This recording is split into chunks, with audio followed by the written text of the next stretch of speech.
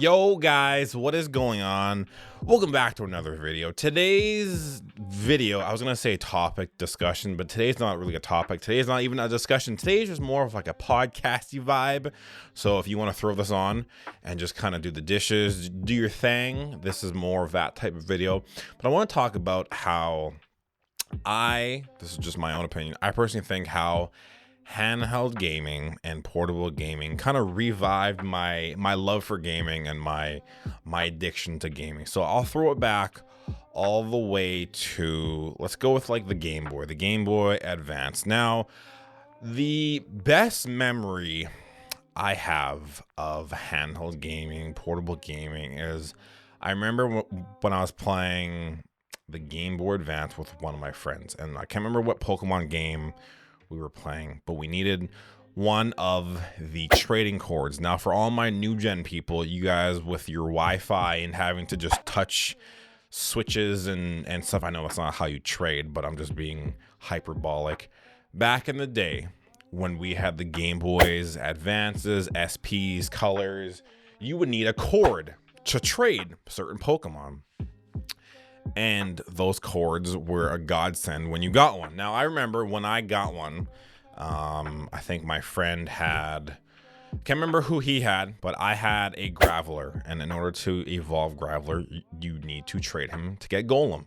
So I'm pretty sure that's how it works. I swear to God, if that is wrong, I'm going to get lit up like a Christmas tree in the comments, okay? You need to trade Graveler and it evolves into Golem. I'm pretty damn sure that's how it works. Whew. Anyway, I had that. My one friend had another Pokemon, same thing. He needed to trade it, but I just can't recall who it was. Anyway, so I bought a trading cord. I was hyped. I was like, yo, dude, I got a trading cord. Oh my God. I remember I ran to his house. It was like it wasn't actually Christmas morning, but it felt like it was Christmas morning.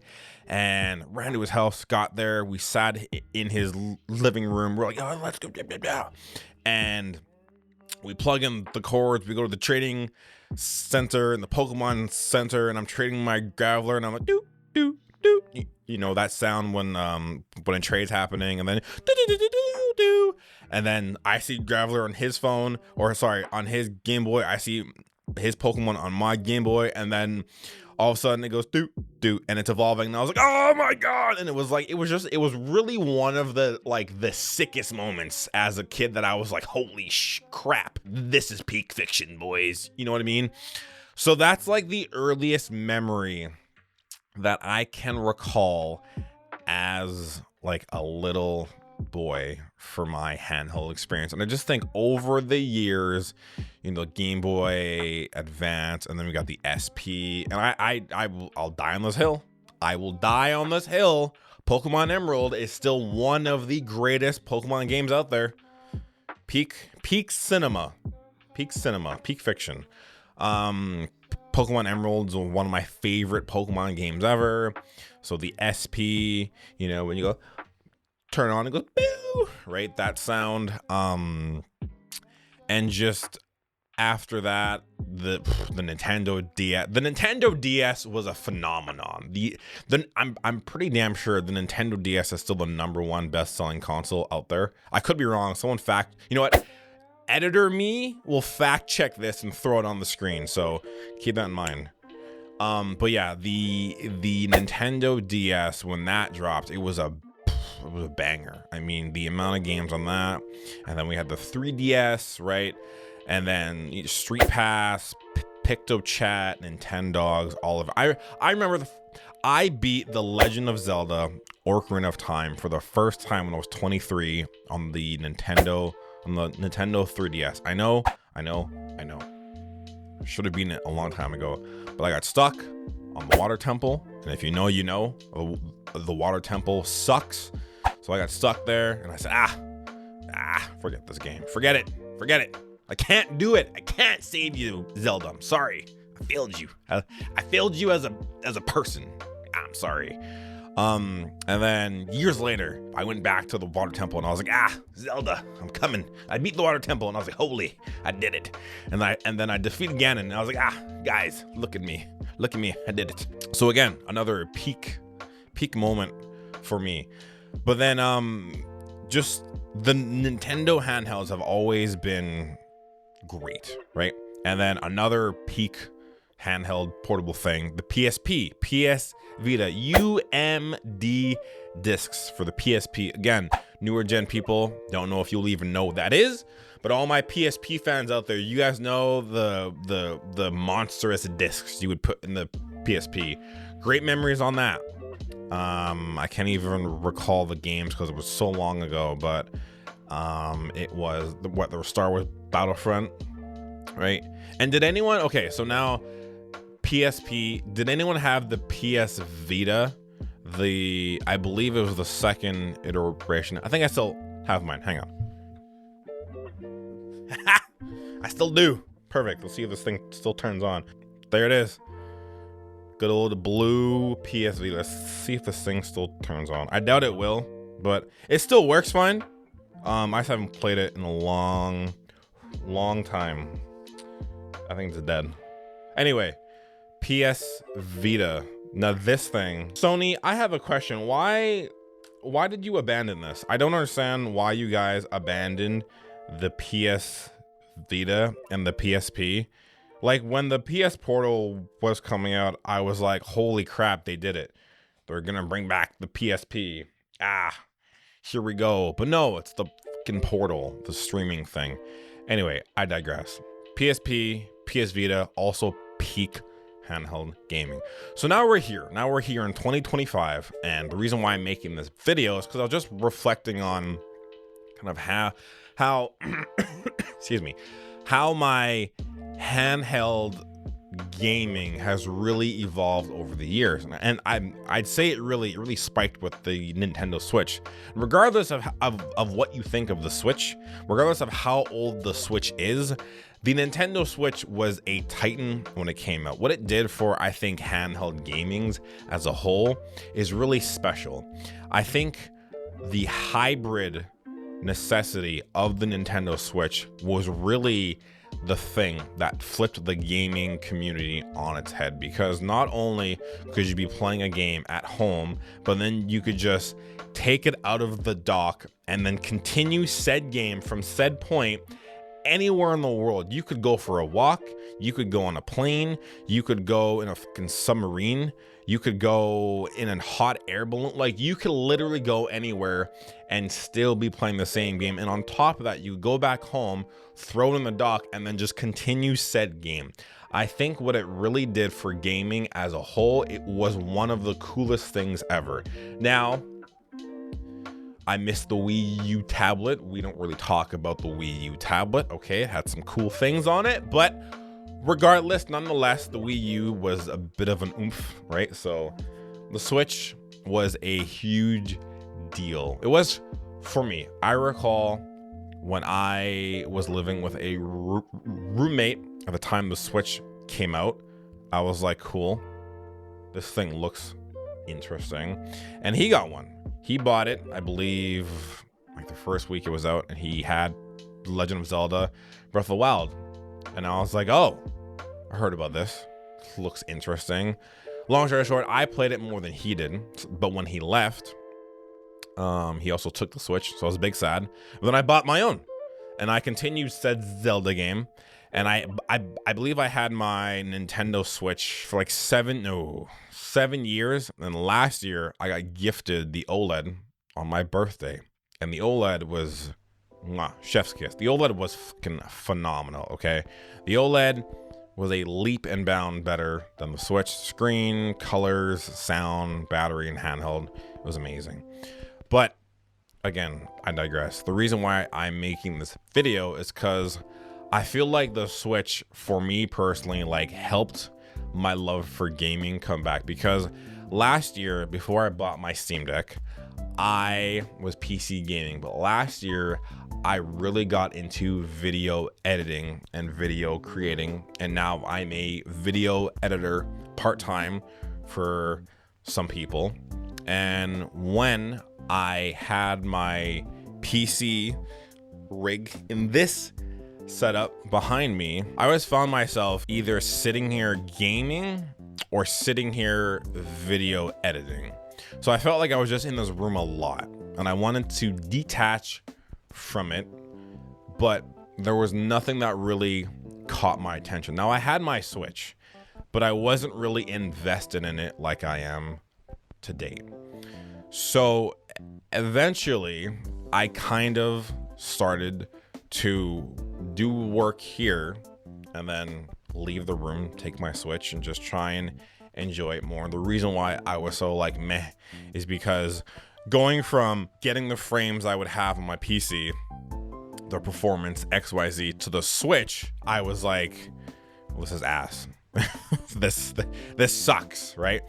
But over time, I found myself enjoying more games and not rather how they looked. I enjoyed the story. I enjoyed the adventure. I enjoyed the mechanics. Overall, I enjoyed the gaming more than how it looked.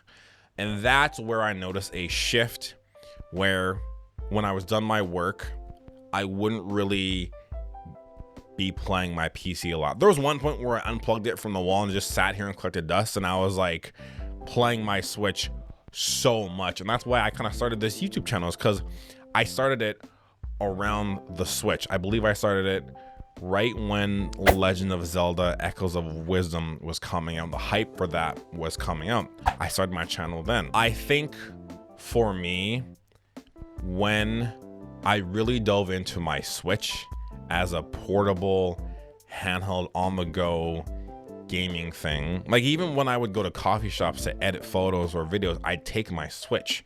And that for me solidified that little tablet, that little 7-year-old tablet with 2 Joy-Cons on the side of it, as the savior of my gaming addiction, because, or just gaming and then help my gaming addiction, because when I would be here with my PC, I found that I wouldn't want to play games a lot because I was stuck in this room a lot, and I was like, this sucks. I don't want to be here. I got, 2 kids, my fiance is downstairs. I'm like, I don't want to just be stuck in this room, confined in these 4 walls, and just it kind of took a toll on me.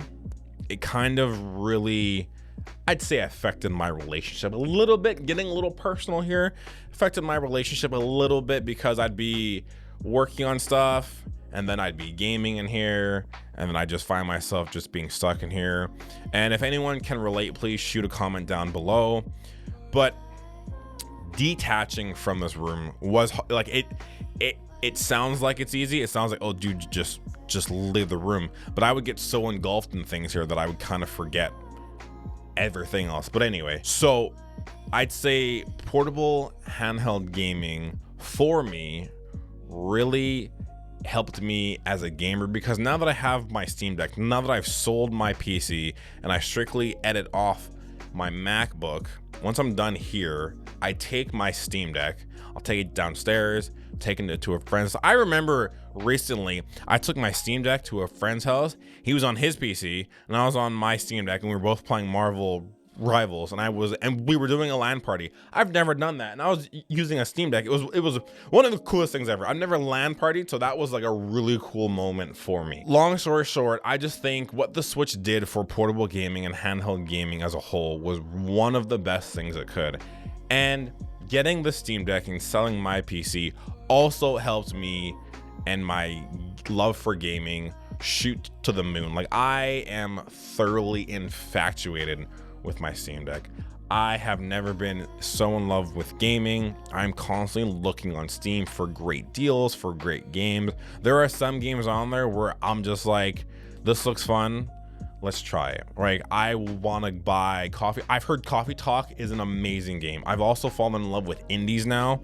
One of the last indies I played on my Switch before I switched to my Steam Deck was Sea of Stars.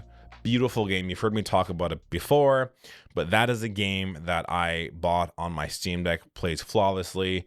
But again, moving on to Coffee Talk. Coffee Talk is an amazing game. I've heard. It's an amazing game. It's a fun game. It's a nice, relaxing, chill game that I definitely want to jump into. A homie of mine recommended Dave the Diver. He said you have to try that. I've heard that's also a really fun game as well. Balatro was up for Game of the Year So I definitely want to see what the hype is around that. I remember when another friend of mine told me that he was first trying it, and I was like, that sounds kind of lame. Why would you even play that? And looking back on it now, I probably shouldn't have said that, but I kind of want to see what the hype is about. Why was it nominated for Game of the Year? Another game I want to try and play is Hades. Well, pardon me. I've again played Hades on the Switch, borrowed it from a friend. It was fun, but I've heard Hades 2 is a lot more fun, so I want to try that. There are so many games that I am just willing to try now, especially indies. I'm becoming more of like an indie person and playing a lot more of those, but just having access to portable games on the go is something I just love, especially being a father, especially being a part-time video editor. I don't like to be stuck in this room for so long. Most days I will wake up, gym, come home, do a bunch of work in here, and then once I'm really done in here, I don't like to stay in here. I like to leave the room and detach, and having the Switch or my Steam Deck has really helped a lot. I am looking so forward to the Switch 2. I know recently, if I'm not mistaken, the Joy-Cons got leaked. I don't know if it's true, but I'm just waiting for Nintendo to say something. I'm gonna be buying the Switch 2 nonetheless, so get ready for that content.